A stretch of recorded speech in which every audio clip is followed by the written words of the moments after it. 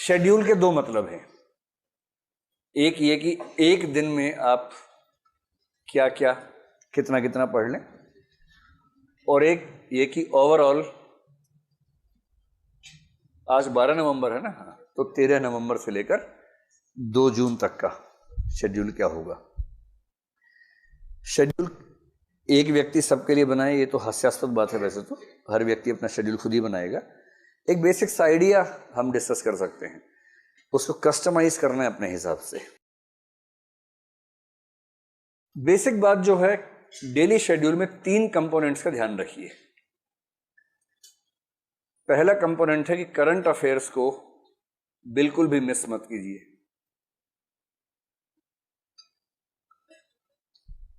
और मेरा ख्याल है करंट अफेयर्स के लिए आप दिन में करीब 1.5 से 2 घंटे का समय रखिए। इसमें मैगजीन भी कवर हो जाएगी, वेबसाइट भी कवर हो जाएगी। मैगजीन में करंट अफेयर्स के 60 तो पेज होते हैं महीने भर में, और 60 पेज पढ़ने के लिए अगर आप ठीक स्पीड से पढ़ते हैं, मेरे ख्याल से 2 घंटे में 6 पेज तो ही जाते होंगे आराम से।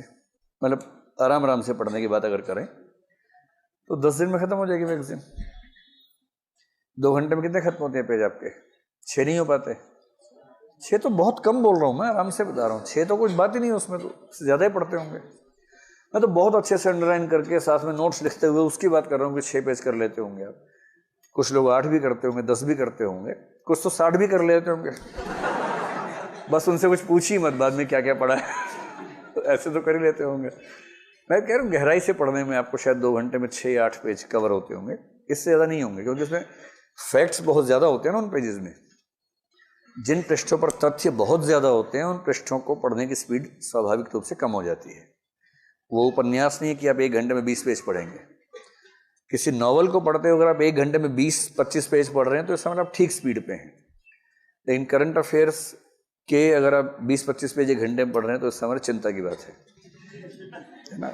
2 घंटे में 6, 7, 8 पेज ठीक स्पीड है करंट अफेयर्स के मामले में। तो आप ये कर सकते हैं कि मैगजीन में रोज 1 घंटा लगाएं, क्योंकि 1 घंटा लगाएंगे तो भी आप 20-22 दिन में कवर कर लेंगे उसको। और 1 घंटा वेबसाइट पे लगाएं प्रतिदिन। और ये 2 घंटे अलग से रखिए, मिक्स मत कीजिए। जैसे आप तय कर ले अपना शेड्यूल, जो भी आपका दिन भर का शेड्यूल है। अगर आप रात को देर तक पढ़ते हैं या जल्दी सोते हैं, जैसा भी शेड्यूल आपका है, जैसे आप तय कर लें कि भाई डिनर के बाद के 2 घंटे ये, उसके बाद सो जाए, या सुबह उठते सबसे पहले 2 घंटे ये, वो अपने हिसाब से देखिएगा। क्योंकि आपकी जो नेचर है उससे कंप्रोमाइज़ मत कीजिए। अगर आपको रात को देर तक पढ़ना अच्छा लगता है तो वैसे ही पढ़िए। किसी के कई बेवकूफ़ कहेंगे सुबह उठना चाहिए, इससे ऊर्जा बढ़ती है, ज्ञान बढ़ता है, सब बेकार की बातें। बढ़ा लीजिएगा, बाद में बढ़ा लीजिएगा आराम से, है ना। अभी तो पहले अपनी नेचर के हिसाब से पढ़िए। अगर आप निशाचर प्रकृति के, निशाचर रहिए, रात भर पढ़िए, कोई तनाव की बात नहीं है। और यदि मुर्गा प्रकृति के तो सुबह सुबह उठिए और सुबह सुबह पढ़िए। जो भी आपकी नेचर है उस नेचर के अनुसार पढ़िए। एक ही दिक्कत आती है, जो निशाचर लोग हैं उनको दिक्कत ये कि जिस दिन एग्जाम है उस दिन वो सुबह उठ नहीं पाते। उनको तनाव रहता है कि सोएं कैसे। आदत है 4 बजे सोने की, उस दिन 12 बजे लेट जाते हैं, नींद नहीं आती है। ये दिक्कत आती है।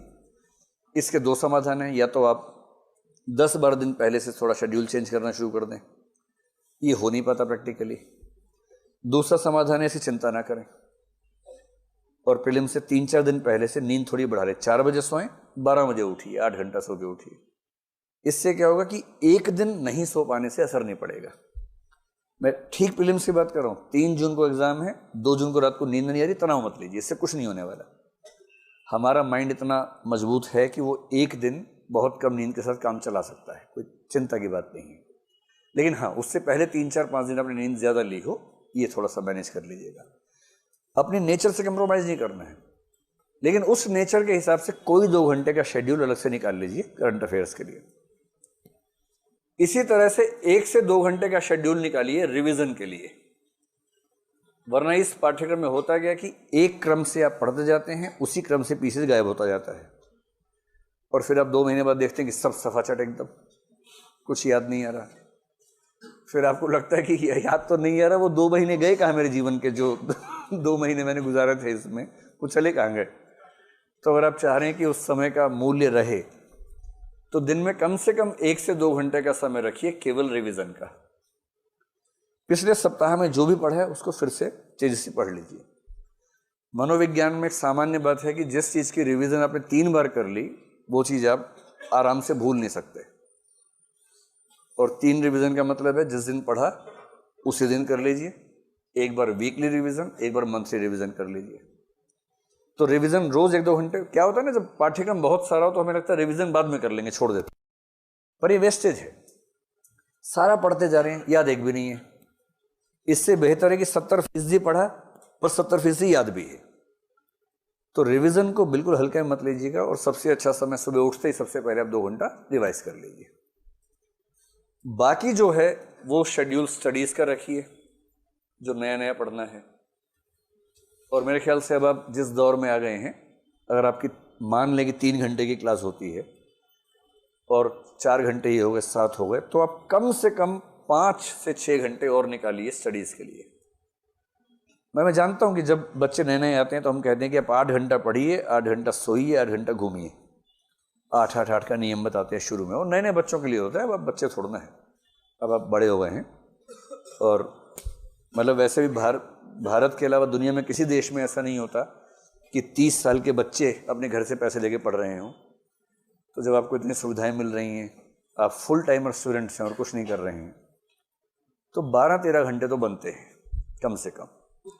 और जब परीक्षा एकदम नज़दीक आए तब 8-10 दिन 14-15-16 घंटे भी बनते हैं। उस समय 15-16 घंटे रोज की बात नहीं हो सकती, पर 5-7 दिन तो हो ही सकता है परीक्षा के नज़दीक जब हो।